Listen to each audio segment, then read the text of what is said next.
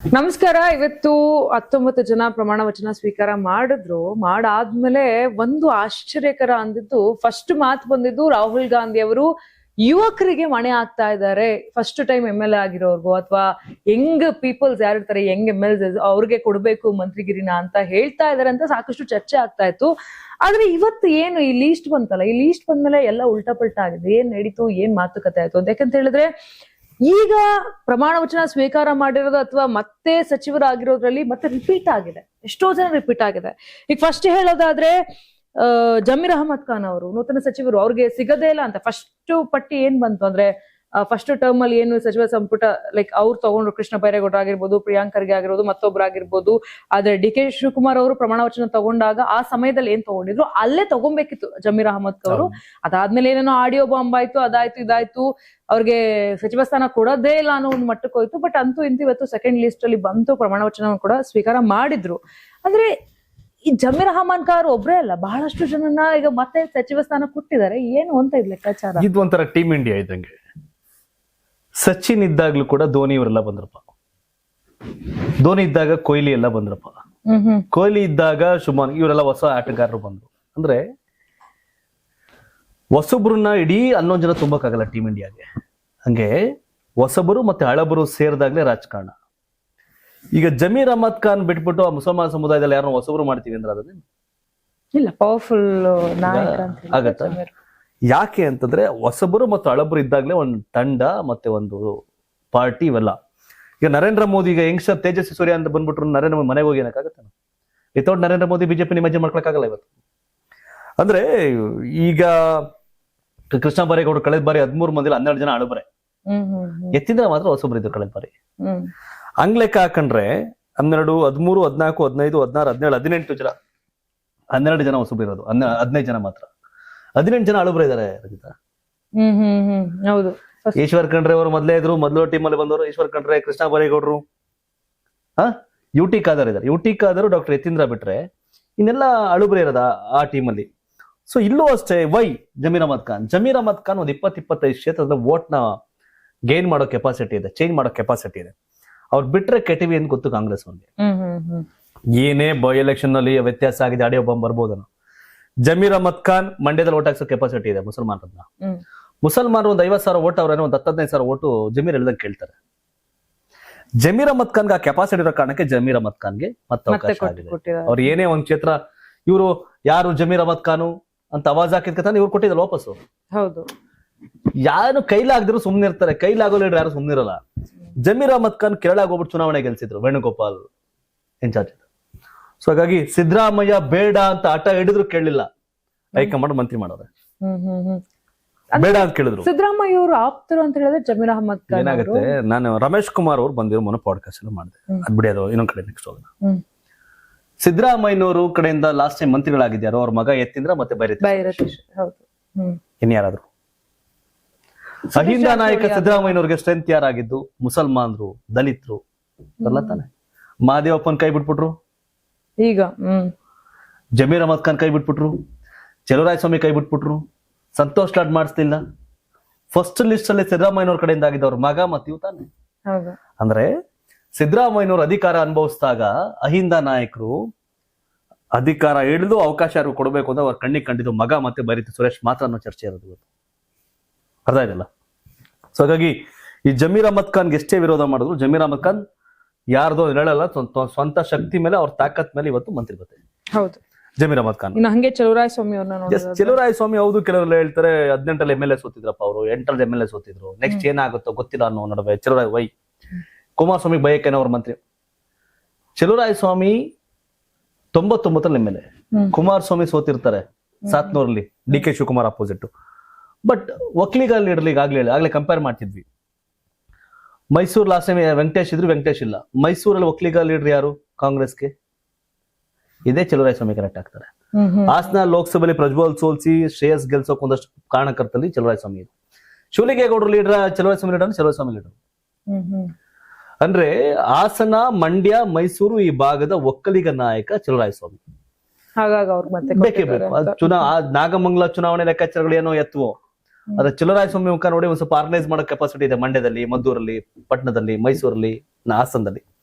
ಹಾಗಾಗಿ ಚಲುವರಾಯಸ್ವಾಮಿ ಆಯ್ಕೆ ಕರೆಕ್ಟ್ ಆದಂತ ಆಯ್ಕೆ. ಇನ್ನು ಉಳಿದವ್ರು ಯಾರು ಆಸ್ಪಿರೆಂಟ್ ಗಳಿದಾರಲ್ಲ, ಆ ಆಸ್ಪಿರೆಂಟ್ ಕಂಪೇರ್ ಮಾಡಿದ್ರೆ ಚಲುವರಾಯಸ್ವಾಮಿ ಬೆಸ್ಟ್ ಅಂಡ್ ಬೆಟರ್, ಅದ್ರಲ್ಲಿ ಯಾವುದೇ ಡೌಟ್ ಇಲ್ಲ. ಹಾಗಾಗಿ ಮುಂದಿನ ಚುನಾವಣೆ ದೃಷ್ಟಿಯಿಂದ ಏನು ಎಲ್ಲಾ ಮಾತನ್ನು DK ಅವರೇ ಬಯಕಾಗುತ್ತೆ, ಎಚ್ ಡಿ ಕುಮಾರಸ್ವಾಮಿ ವಿರುದ್ಧ ಕೆಲವೊಂದು ಮಾತು ಇವ್ರ ಹತ್ರನೂ ಆಡಿಸ್ತಾರೆ ಪ್ರಭಾವ್, ಯಾಕಂದ್ರೆ ಸರಿ ಸಾಟಿ ಅಲ್ಲ. ಈ ಪ್ರದೀಪ್ ಈಶ್ವರ್ ಮಾತಾಡಿದ್ರೆ ಪ್ರದೀಪ್ ಈಶ್ವರ್ ಬೈತಾರೆ ಜನ, ಕುಮಾರಸ್ವಾಮಿಗೆ ಏನ್ ಯೋಗ್ಯತೆ ಐತಿ ಮಾತಾಡಕ್ಕೆ ಅಂತ. ಅದೇ ಚಲುವರಾಯಸ್ವಾಮಿ ಇಬ್ರು ಸಮಕಾಲೀನರು, ಒಡನಾಟ ಇದ್ದವರು, ಒಟ್ಟಿಗೆ ಜೀವನ ಮಾಡಿದವರು, ಒಟ್ಟಿಗೆ ಬೆಳೆದವರು, ಒಟ್ಟಿಗೆ ಎಲ್ಲಾನು ಮಾಡಿದವರು. ಸೊ ಹಾಗಾಗಿ ಚಲುವರಾಯಸ್ವಾಮಿ ಅವಶ್ಯಕತೆ ಇತ್ತು. ಹಾಗಾಗಿ ಅವ್ರು ರಿಪೀಟ್ ಆದ್ರು. ಜಮೀರ್ ಕೂಡ ಕುಮಾರಸ್ವಾಮಿ ಅವ್ರ ಜೊತೆ ಇದ್ದವರು, ಚಲುವರಾಯಸ್ವಾಮಿ ಕೂಡ ಕುಮಾರಸ್ವಾಮಿ ಜೊತೆ ಇದ್ದವರು. ನೆಕ್ಸ್ಟ್ ಸಂತೋಷ್ ಲಾಡ್ ಕೂಡ ಕುಮಾರಸ್ವಾಮಿ ಜೊತೆ ಇದ್ದವರು. ಮಧು ಬಂಗಾರಪ್ಪ ಕೂಡ ಕುಮಾರಸ್ವಾಮಿ ಜೊತೆ ಇದ್ದವರು. ನೋಡಿ ಹೆಂಗಿದೆ ಇಲ್ಲಿ ಎಲ್ಲರೂ. ನೆಕ್ಸ್ಟ್ ಸಂತೋಷ್ ಲಾಡ್ ಅವರು ಅಂದ್ರೆ ಇವ್ರಿಗೆ ಸಿಗದೇ ಇಲ್ಲ ಅಂತ. ಸಂತೋಷ್ ಲಾಡು ಜೊತೆಗೆ ಹಾನ್ಗಲ್ ಮೇಲೆ ಇಬ್ರದು ನಡುವೆ ಒಂದಿತ್ತು, ಇಲ್ಲ ಹಾನ್ಗಲ್ MLA ಅವಕಾಶ ಆಗತ್ತೆ ಮರಾಠ ಕಮ್ಯುನಿಟಿ ಅಂತ. ಬಟ್ ಸಂತೋಷ್ ಲಾಡ್ ಮಾಸು, ಹಾನ್ಗಲ್ MLA ಸಂತೋಷ್ ಲಾಡ್ ಅಂದ್ರೆ ಸಂತೋಷ್ ಲಾಡ್ನ ಚೂಸ್ ಮಾಡೋದು. ಬಿಕಾಸ್ ಆಫ್ ಸಂತೋಷ್ ಲಾಡ್ಗೆ ಅವ್ರದೇ ಆದಂತ ಕಾಂಗ್ರೆಸ್ ಅಲ್ಲಿ ನರೇಂದ್ರ ಮೋದಿ ಬಗ್ಗೆ ಮಾತಾಡೋ ಕೆಪಾಸಿಟಿ ಸಂತೋಷ್ ಲಾಡ್ಗಿದೆ, ಫಿನಾನ್ಸ್ ಇಂದ ಹಿಡಿದು ಎಲ್ಲದರಲ್ಲೂ ಸ್ಟ್ರಾಂಗ್. ಸೊ ಹಾಗಾಗಿ ಸಂತೋಷ್ ಲಾಡ್ಗೆ ಅವಕಾಶ ಆಗಿದೆ. It's powerful.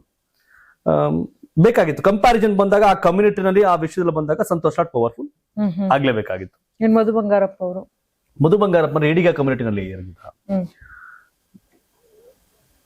BK Hariprasad Mantri ಆಗ್ಬೇಕಾಗಿತ್ತು, KPCC ಅಧ್ಯಕ್ಷರು. ಅವರು MLA ಗೆಲ್ದೇ ಇರ್ಬೋದೇನೋ, MP ಗೆಲ್ದೇ ಇರ್ಬೋದೇನೋ, ಚುನಾವಣೆ ಗೆದ್ದಿಲ್ಲ BK ಹರಿಪ್ರಸಾದ್, ಬಟ್ KPCC ಅಧ್ಯಕ್ಷ ಇದ್ದಾರೆ, ಸೀನಿಯರ್ ಇದ್ದಾರೆ ಕಾಂಗ್ರೆಸ್ ಅಲ್ಲಿ, ಅವ್ರು ದೊಡ್ಡ ಜವಾಬ್ದಾರಿ ತಗೊಂಡಿದ್ರು. ಆದ್ರೆ ಅವ್ರಿಗೆ ಮಂತ್ರಿ ಕೊಡ್ಲಿಲ್ವಲ್ಲ.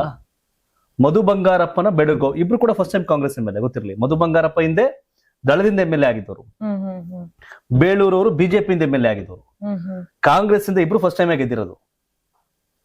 ಈಡಿಗ ಕಮ್ಯುನಿಟಿನಲ್ಲಿ ಅವಕಾಶ ಆಗ್ಬೇಕಾಗಿದ್ದು ಅಂದಾಗ ಮಧು ಬಂಗಾರಪ್ಪನವ್ರ ಕಾರಣಕ್ಕೆ ಮಧು ಬಂಗಾರಪ್ಪ ಒಂದು ಸ್ಟ್ಯಾಂಡ್. ಸೊ ಹಾಗಾಗಿ ಬೇಳೂರು ಗೋಪಾಲ್ ಕೃಷ್ಣ ವರ್ಸಸ್ ಮಧು ಬಂಗಾರಪ್ಪ ಅಂದಾಗ ದೆ ಚೂಸ್ ಮಧು ಬಂಗಾರಪ್ಪ. ಅಂದ್ರೆ ಈಗ ನಾವು ಅವಾಗ್ಲೇ ಅರ್ಹರಿದ್ರು ಕೂಡ ಸಿಕ್ಕಿಲ್ಲ ಅವ್ರಿಗೆ ಮಂತ್ರಿಗಿರಿ ಅಂತ ಮಾತಾಡ್ತಾ ಇದ್ವಿ. ಎಲ್ಲ ಅವ್ರಿಗೆ ಕಂಪೇರ್ ಮಾಡ್ಕೊಂಡ್ರೆ ಸಂತೋಷ್ ಲಾಡ್ ಅವರು, ಮಧು ಬಂಗಾರಪ್ಪ ಅವರು ಅಲ್ಲ, Santosh Lad community wise good, ಅದೇ ಕಮ್ಯುನಿಟಿ ವೈಸ್. ಬಟ್ ಆದ್ರೆ ಸ್ಟ್ರಾಂಗ್ ಪವರ್ಫುಲ್ ನಾಯಕರು ಅಂತ ಹೇಳಿದ್ರೆ ಕಂಪೇರ್ ಟು ಸಂತೋಷ್ ಲಾಡ್ ಅವರು ಮೇ ಬಿ ಕೃಷ್ಣಪ್ಪ ಅವರು ಸೀನಿಯರ್ ಕೂಡ ಇದಾರಲ್ಲ ಕಾಂಗ್ರೆಸ್. ಒಕ್ಕಲಿಗರಲ್ಲಿ ಕಂಪೇರ್ ಮಾಡಿದಾಗ ಕೃಷ್ಣಪ್ಪನವ್ರು ಬರ್ತಾರೆ. ಜಾತಿ ಇಲ್ಲದೆ ರಾಜಕಾರಣ ಇಲ್ಲ ಇವತ್ತು. ಈ ಮರಾಠ ಸಮುದಾಯದಿಂದ ಸಂತೋಷ್ ಲಾಡ್, ಆ ಕಾರಣಕ್ಕೆ ಸಂತೋಷ್ ಲಾಡ್ ಅವರು ಕೊಟ್ಟರು. ಸಂತೋಷ್ ಲಾಡ್ ಮರಾಠ ಕಮ್ಯುನಿಟಿ ಅನ್ನೋ ಕಾರಣಕ್ಕೆ, ಆ ಕಾರಣಕ್ಕೆ ಸಂತೋಷ್ ಲಾಡ್. ಈ ಒಕ್ಕಲಿಗರಲ್ಲಿ ಬಂದಾಗ ಕೃಷ್ಣಪ್ಪನವರು, ಪ್ರಿಯಕೃಷ್ಣ ಹೆಂಗ್ ಬರ್ತಾರೆ. ಜಾತಿ ಮೀರಿದ ರಾಜಕಾರಣಿ ಯಾರು ಇದಾರ? ಕಷ್ಟ ಇವತ್ತಿಗೆ. ಜಾತಿ ಇಲ್ಲ ರಾಜಕಾರಣ ಮಂತ್ರಿ ಸ್ಥಾನಗಳು ಕೊಡ್ತಿರೋ ಜಾತಿ ಲೆಕ್ಕಾಚಾರ. ಮಧು ಬಂಗಾರಪ್ಪ ಅವ್ರಿಗೂ ಅದೇ ಹೇಳ್ತಾ ಇದ್ರಿ. ಮಧು ಬಂಗಾರಪ್ಪ BK ಹರಿಪ್ರಸಾದ್ ಕೊಡ್ಬೇಕಾಗಿತ್ತು, ಅವ್ರಿಲ್ಲ ಅಂದ್ರೆ ಇವ್ರಿಗೆ ಕೊಡ್ಬೇಕಾಗಿತ್ತು. Beluru Gopal Krishna first time Congress MLA, Madhu Bangarappa first time Congress MLA. But ಅವ್ರಿಗೆ ವೋಟ್ ಹಾಕ್ಸ್ತಾರ ಬೇರೆ ಕಡೆ. ಮಧು ಬಂಗಾರಪ್ಪನ ಮಗ ಮಧು ಬಂಗಾರಪ್ಪ ಒಂದ್ ಸ್ವಲ್ಪ ನುಗ್ಗಿ ಏನೋ ಭಾಷಣ ಮಾಡಿ ಹೋಗೋ ಕೆಪಾಸಿಟಿ ಇದೆ. ಮಧು ಬಂಗಾರಪ್ಪ ವರ್ಸಸ್ ಬೇಳೂರು ಗೋಪಾಲ್ ಕೃಷ್ಣ ಅಂದಾಗ ಮಧು ಬಂಗಾರಪ್ಪ ಒಂದ್ ಸ್ವಲ್ಪ ವೇಟೇಜ್ ಇತ್ತು, ಅದನ್ನ ಚೂಸ್ ಮಾಡಿದ, ಬೇರೆ ಏನಿಲ್ಲ ಅಲ್ಲಿ. ಹೌದು. ಇನ್ನು SS ಮಲ್ಲಿಕಾರ್ಜುನ್ ಅವರು ಇದೊಂಥರ ಇದೊಂಥರ ಸರ್ಪ್ರೈಸ್. ಯಾಕಂತ ಹೇಳಿದ್ರೆ ಕೊಡಬಾರ್ದು ಅಂತ ಅಲ್ಲ, SS ಮಲ್ಲಿಕಾರ್ಜುನ್ ಅವ್ರದ್ದು ಅದು ಗೊತ್ತೇ ಇರ್ಬೇಕು. ಮಂಕಾಳ ವೈದ್ಯ ಅವ್ರದ್ದು ಹೆಸರು ಬರುತ್ತೆ. ನಾನು ಅದಕ್ಕೆ ಪ್ರಾರಂಭದಲ್ಲಿ ಹೇಳ್ತಾ ಇದ್ದೆ 3 ಪಟ್ಟಿ ಚೇಂಜ್ ಆಯ್ತು ಅಂತ. ಮಂಕಾಳ ವೈದ್ಯ ಅವರು ಟೈಪಿಂಗ್ ಮಿಸ್ಟೇಕ್ ಅಂತ ಹೇಳ್ತಾರೆ SSC ಅವರು. ಅದಾದ್ಮೇಲೆ ರೀತಿಯಾಗಿ ಸರ್ಪ್ರೈಸ್. ಇದು ಏನಾಗುತ್ತೆ ರಾಜಕಾರಣದಲ್ಲಿ, ಮಂಕಾಳ ಸುಬ್ಬವೈದ್ಯ ಭಟ್ಕಳದ ಶಾಸಕರು, ಆ ಭಾಗದಲ್ಲಿ ರಾಜಕಾರಣ ಈಸಿ ಟಾಸ್ಕ್ ಅಲ್ಲ, ಅವ್ರು ಮಾಡ್ತಾ ಇದ್ದಾರೆ. ಮಂಕಾಳ ಸುಬ್ಬವೈದ್ಯ ಅಲ್ಲೊಂದಷ್ಟು ಪ್ರಭಾವಿ, SS ಮಲ್ಲಿಕಾರ್ಜುನ್ ಪ್ರಭಾವಿನ ಅಂತಂದ್ರೆ SS ಮಲ್ಲಿಕಾರ್ಜುನ್ ಚುನಾವಣೆ ಸೋತಿದ್ದಾರೆ, ಗೆದ್ದಿದ್ದಾರೆ. ಅವ್ರ ವೈಫ್ MP ಪ್ರಭಾ ಮಲ್ಲಿಕಾರ್ಜುನ್, ನೀವೇ ಇಂಟರ್ವ್ಯೂ ಮಾಡಿದ್ರಿ. ಮಗ ಈಗ ಸೌತ್ ನಾರ್ತ್, ಅಪ್ಪ ಮಗ MLA. ಹಾಗಾಗಿ ಆ ಪ್ರಾಬಲ್ಯದಲ್ಲಿ ಕೊಟ್ರು. ಅದನ್ನೇ ನನಗೆ ಕೃಷ್ಣಪ್ಪನವ್ರು ಕೊಡ್ಬೋದಾಗಿತ್ತು ಪಪ್ಪ ಹಂಗೆ ಅಂತ. ಫ್ಯಾಮಿಲಿ ಪಾಲಿಟಿಕ್ಸ್ ಇವೆಲ್ಲ ಈ ಸ್ಟ್ರೆಂತ್ ಲೆಕ್ಕ ಆಗ್ತಾಗ ವಿಜಯನಗರ ಕೃಷ್ಣಪ್ಪ ಕೊಡ್ಬೋದಾಗಿತ್ತು. ಸೊ ಇಲ್ಲಿ ಮಂಕಾಳ ಸುಬ್ಬವೈದ್ಯ ಅವರ SS ಮಲ್ಲಿಕಾರ್ಜುನ್ ಅಂದ್ರೆ SS ಮಲ್ಲಿಕಾರ್ಜುನ್ ಅವ್ರು ಕೆಲವರು ಹೇಳ್ತಾರೆ ಎದ್ದೇಳದ ಮುಂಚೆ 12 ಗಂಟೆಗೆ 1 ಗಂಟೆಗೆ ಅಂತ. ಬೆಸ್ಟ್ MP ಮಂತ್ರಿಯಾಗಿ ಕೆಲಸ ಮಾಡೋ ವಿಷಯ ಬಂದಾಗ Mankala Subbavaidya is good compare to SS Mallikarjun. Prabha Mallikarjun active lady, ಅವ್ರ ಭಾಷೆ ಅವ್ರ ಇರ್ತಾ ಇಸ್ ಗುಡ್. ಆದ್ರೆ ಮಂತ್ರಿಗಿರಿಯಲ್ಲಿ ಮಂಕಾಳ ಸುಬ್ಬವೈದ್ಯ ಅವರ SS ಮಲ್ಲಿಕಾರ್ಜುನ್ ಅಂದ್ರೆ ಮಂಕಾಳ ಸುಬ್ಬವೈದ್ಯ ಕೊಡಬೇಕಾಗಿತ್ತು. ಅಲ್ಲ, ಮಲ್ಲಿಕಾರ್ಜುನ್ ಅವ್ರನ್ನು ಪವರ್ಫುಲ್, ಅವ್ರನ್ನ ಇಲ್ಲ ಅಂತ ಯಾಕಂತ ಹೇಳಿದ್ರೆ ಅಲ್ಲ ಹಣ ಅಲ್ಲ. ಈಗ ದಾವಣಗೆರೆಯಲ್ಲಿ ಪವರ್ಫುಲ್ ಅಂದ್ರೆ ಶಾಮನೂರ್ ಅವರು, ಶಾವನೂರ್ ಅವ್ರು ಇಲ್ಲ, ಅವ್ರ ಮಗ ಮುನ್ನಡೆಸೋಂತ ಒಂದು ತಾಕತ್ತಿದೆ ಅಥವಾ ಒಂದು ಪವರ್ಫುಲ್ ಲೀಡರ್ ಅಂತ. ಯಾಕಂತ ಹೇಳಿದ್ರೆ ಅಲ್ಲ, ನಾನು ಯಾಕೆ ಈ ಮಾತು ಹೇಳ್ತಾ ಇದ್ದೀನಿ ಅಂದ್ರೆ, ದಾವಣಗೆರೆ ಗ್ರೌಂಡ್ ರಿಪೋರ್ಟ್ ನಾವು ಹೋಗಿದ್ವಿ. ಗ್ರೌಂಡ್ ರಿಪೋರ್ಟ್ ಹೋದಾಗ್ಲೂ ಕೂಡ ಟಿಕೆಟ್ ವಿಚಾರದಲ್ಲೇ ಬಹಳಷ್ಟು ಗಲಾಟೆ ಆಗೋಗಿತ್ತು. ಅಂತದ್ರಲ್ಲಿ ಅಷ್ಟು ವಿರೋಧನ ಕಟ್ಕೊಂಡು ಮಗನ ಗೆಲ್ಸ್ಕೊಂಡ್ರಲ್ಲ, ಅದು ಎಲ್ಲೋ ಒಂದು ಕಡೆ ವಿರೋಧ ಅಂದ್ರೆ ಏನಾಗತ್ತೆ, ಅತಿ ಹೆಚ್ಚು ಹಿಂದೂಗಳಿರೋ ಕ್ಷೇತ್ರ ನಾರ್ತ್ ಅಲ್ಲಿ ಇವ್ರು ಯಾಕೆ ಮತ್ತೆ ಒಂದ್ಸರಿ ಗೆಲ್ತಾರೆ ಒಂದ್ಸರಿ ಸೋಲ್ತಾರೆ? ಎಸ್ ಎಸ್ ಮಲ್ಲಿಕಾರ್ಜುನ ಇವತ್ತೇನಾರ ಸಮರ್ಥ ಗೆದ್ದಿರೋದು ಗೆಲುವು ಮುಸಲ್ಮಾನರ ಗೆಲುವು, ಸಮರ್ಥ ಗೆಲುವಲ್ಲ ಮುಸಲ್ಮಾನರ ಗೆಲುವು. ಆ ಜನ ಇರ್ಲಿ ಅಂತ ಒಂದಷ್ಟು ಜನ ಓಟ್ ಹಾಕಿದ್ ಗೆಲುವು ಅವೆಲ್ಲ ಅಲ್ವಾ? ಇವರೇ ತಾನೇ ಹಂಗಾರೆ. ಯಾಕೆ ಮತ್ತೆ ಇವ್ರು ಒಂದ್ಸಲ ಸೋಲ್ತಾರೆ ಒಂದ್ಸರಿ ಯಾಕೆ ಗೆಲ್ತಾರೆ? ಎಸ್ ಎ ರವೀಂದ್ರನಾಥ್ ಆಪೋಸಿಟ್ ಯಾಕೆ ಸೋತ್ರಿ ಇವರು? ವೈ? ಬಟ್ ಅವರು 3 ಬಾರಿ ಗೆದ್ದಿದ್ದಾರಲ್ಲ. ವೈ ಯಾಕೆ ಸೋತ್ರು ಚುನಾವಣೆನ? 2 ಬಾರಿ ಗೆದ್ದಿದ್ದಾರೆ. ಯಾಕೆ ಸೋತ್ರು ಚುನಾವಣೆನ? ಸೊ ಹಾಗಾಗಿ ಹೇಳಿದಲ್ಲ, ಒಬ್ಬ ಮಂತ್ರಿ ಯಾಕೆ ಕೆಲಸ ಮಾಡೋ ವಿಷಯ ಬಂದಾಗ ಮಂಕಾಳ ಸುಬ್ಬವೈದ್ಯ ಅವರ ಎಸ್ ಎಸ್ ಮಲ್ಲಿಕಾರ್ಜುನ ಅಂದ್ರೆ ಡಿಸರ್ವ್ ಮಂಕಾಳ ಸುಬ್ಬವೈದ್ಯ ನೋಡಿ. ಬಟ್ ಅವ್ರ ಮನೆ ವಿಷಯ ಬಂದಾಗ ಪ್ರಭಾ ಮಲ್ಲಿಕಾರ್ಜುನ್ ಡಿಸರ್ವ್. ಅವರು ಆಕೆ ಮಂತ್ರಿ ಆಗಕ್ಕೆ ಯೋಗ್ಯರಿದ್ರು, ಬಟ್ ಅವ್ರ MP ಇದಾರೆ, MLA ಇಲ್ವಲ್ಲ. ಹೌದು. ಶಿವರಾಜ್ ತಂಗಡಿ ಅವರು, ಇವ್ರು ಹಣೆ ಬರ ತುಂಬಾ ಬಹಳ ಲಕ್ಕಿಯಸ್ಟ್ ರಾಜಕಾರಣಿ ಇದ್ರೆ ಶಿವರಾಜ್ ತಂಗಡಿಗೆ. 2008 ರಂಜಿತ ಬಿಜೆಪಿ ಬಂಡಾಯ ಅಭ್ಯರ್ಥಿಯಾಗಿ ಕನಕಗಿರಿ MLA ಆಗ್ತಾರೆ. ಬಿಜೆಪಿ ಮಂತ್ರಿ ಆಗ್ತಾರೆ ಯಡಿಯೂರಪ್ಪ ಗವರ್ಮೆಂಟ್ ಅಲ್ಲಿ. 13 ಕಾಂಗ್ರೆಸ್ ನಿಂತಾರೆ, ಸಿದ್ದರಾಮಯ್ಯ ಗವರ್ಮೆಂಟ್ ಅಲ್ಲಿ ಮಂತ್ರಿ ಆಗ್ತಾರೆ. ಸರಿನಾ? ಇವ್ರ ಗೆದ್ದಗೆಲ್ಲ ಮಂತ್ರಿ ವಂಶ. ಸೊ ಬಹಳ luckiest person because of community votes, caste equations. ಕೆಲವರು ಹೇಳ್ತಾರೆ ಮಂತ್ರಿ ಆಗಿದ್ದಾಗ ಮಂತ್ರಿ ಆಗಲು ಅಲ್ಲ, ಕೆಲವೊಂದು ಟೈಮು ಅರ್ಹತೆ ಜಾತಿವಾರ ಮತ್ತೊಂದು ಅವಕಾಶಗಳಾಗ್ತಾ ಹೋಗ್ತವೆ.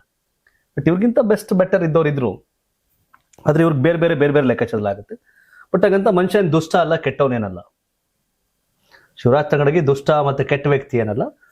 ಸೊ ಜಾತಿವಾರು ಲೆಕ್ಕಾಚಾರ, ಬೇರೆ ಈಕ್ವೇಷನ್ಸ್ ಅವ್ರಿಗೆ ಅವಕಾಶಗಳು ನಿರಂತರವಾಗಿ ಆಗ್ತಿದೆ. ಹಾಗಾಗಿ ಏನು ಎಲ್ಲ ಇವತ್ತು ಅರ್ಹತೆ ಇದ್ದವ್ರಿಗೆ ಸಿಕ್ಬಿಟ್ಟೆ ಅಂತ ಏನಿಲ್ಲ. ಮೆರಿಟ್ಸ್ ಸಮ್ ಟೈಮ್ ನನ್ನ ಜಾತಿ ಕಾರಣಕ್ಕೆ ನಂಗೆ ಅವಕಾಶ ಆಗುತ್ತೆ, ನಾನು ಯಾರ್ದೋ ಮಗ ಅನ್ನೋ ಕಾರಣಕ್ಕೆ ನಂಗೆ ಅವಕಾಶ ಆಗುತ್ತೆ, ನನ್ನ ಹತ್ರ ಜಾಸ್ತಿ ದುಡ್ಡಿದೆ ನನ್ನ ಪ್ರಭಾವ ಏನೋ ಕಾರಣಕ್ಕೆ ಅವಕಾಶ ಆಗುತ್ತೆ, ನನ್ನ ಲೀಡ್ರು ಅಂತ ಅವಕಾಶ ಆಗುತ್ತೆ. ಈಗ ಜಮೀರ್ ಲೀಡರ್ ಅವಕಾಶ ಆಯ್ತು, ಚಲುವರಾಯ ಸ್ವಾಮಿ ಲೀಡರ್ ಅವಕಾಶ ಆಯ್ತು, ಸಂತೋಷ್ ಲಾಲ್ ಲೀಡರ್ ಅವಕಾಶ ಆಯ್ತು. ಅರೆ ಎಸ್ ಎಸ್ ಮಲ್ಲಿಕಾರ್ಜುನ್ ಕತೆ ಬೇರೆ, ಒಬ್ಬೊಬ್ರದ್ದು ಬೇರೆ ಸ್ಟೋರಿ ಇರುತ್ತೆ. ಎಸ್, ಈಗ ಅಂತೂ ಇಂತೂ ಮತ್ತೆ ಸಚಿವರಾಗಿರೋರೆ ಮತ್ತೆ ಇವ್ರಿಗೆ ಯಾಕೆ ಮನೆ ಆಗ್ತು ಹೈಕಮಾಂಡ್ ಅನ್ನೋದೇ ಇದರ ಟಾಪಿಕ್. ನೀವು ಪ್ರಶ್ನೆ ಕೇಳ್ಬೋದು ಈಗ.